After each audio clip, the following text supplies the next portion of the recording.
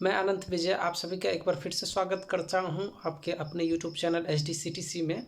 आज के इस वीडियो में हम लोग बात करेंगे BA IRPM ऑनर्स पार्ट 3 के पेपर 6 के प्रथम चैप्टर के ऑब्जेक्टिव क्वेश्चन की। और आपका प्रथम जो चैप्टर है वो सामाजिक समस्या, उसकी अवधारणा एवं विकास से संबंधित है। इसके महत्वपूर्ण ऑब्जेक्टिव प्रश्नों को इस वीडियो में हम लोग जानने वाले हैं। तो चलिए वीडियो को शुरू करते हैं।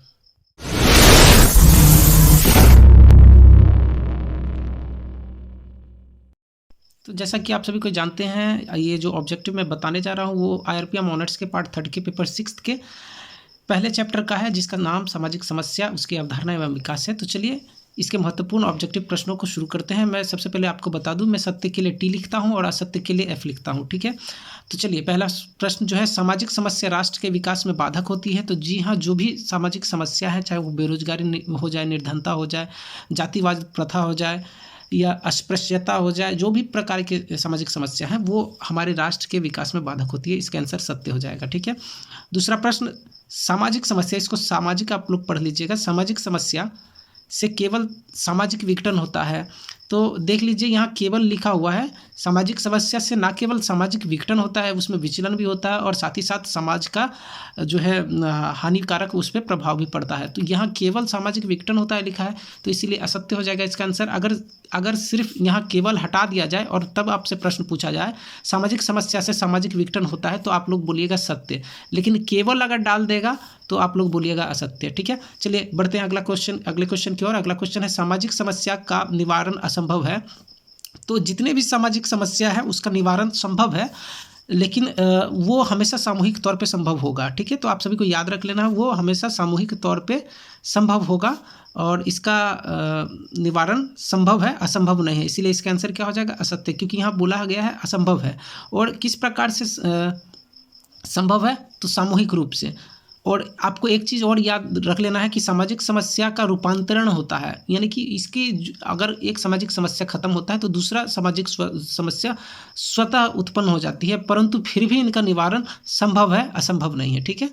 चलिए अगला प्रश्न, सामाजिक समस्या समाज द्वारा ही उत्पन्न होती है। तो जो भी सामाजिक समस्या है वो समाज द्वारा ही उत्पन्न होती है, ये बात तो सत्य है, लेकिन कुछ व्यक्तिगत व्यक्तियों के कारण भी सामाजिक समस्या उत्पन्न हो सकती है। तो इसलिए इसका आंसर क्या हो जाएगा? सत्य हो जाएगा, ठीक है। चलिए अगला प्रश्न जो है, अगला प्रश्न, संपूर्ण समाज सामाजिक समस्या की इकाई है।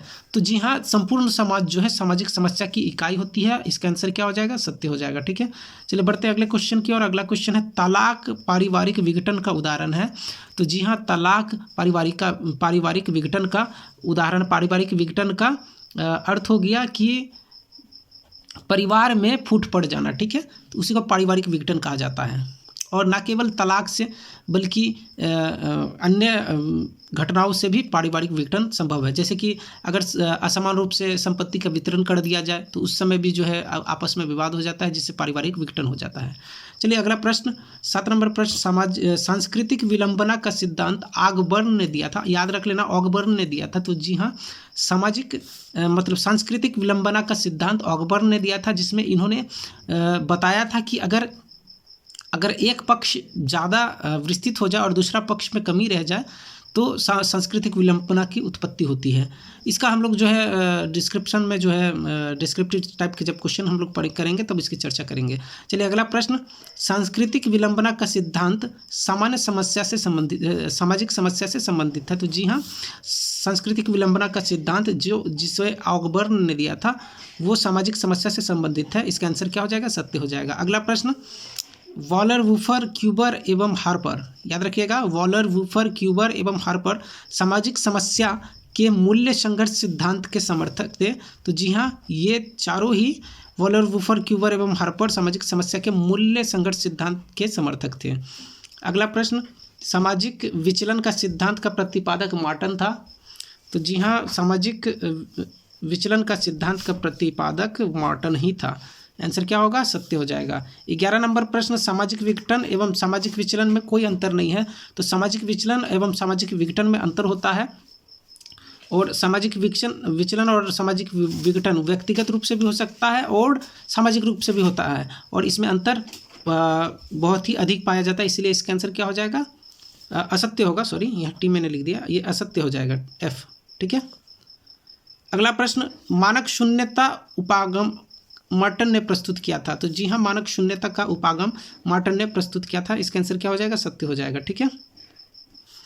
13 नंबर प्रश्न, तनाव की सांख्यिकी आकलन संभव है। ये आपके गेस्ट पेपर में भी दिया हुआ प्रश्न है, जिसको मैंने किस प्रकार से पूछ सकता है उस तरीके से सजा दिया है। और तनाव सांख्यिकी आकलन संभव, तनाव का सांख्यिकी आकलन संभव नहीं है, इसलिए इसका आंसर क्या हो जाएगा? असत्य। किसी भी प्रकार के तनाव का सांख्यिकी आकलन अभी तक पूरे विश्व में संभव नहीं हो पाया है, तो इसका आंसर क्या हो जाएगा? असत्य हो जाएगा।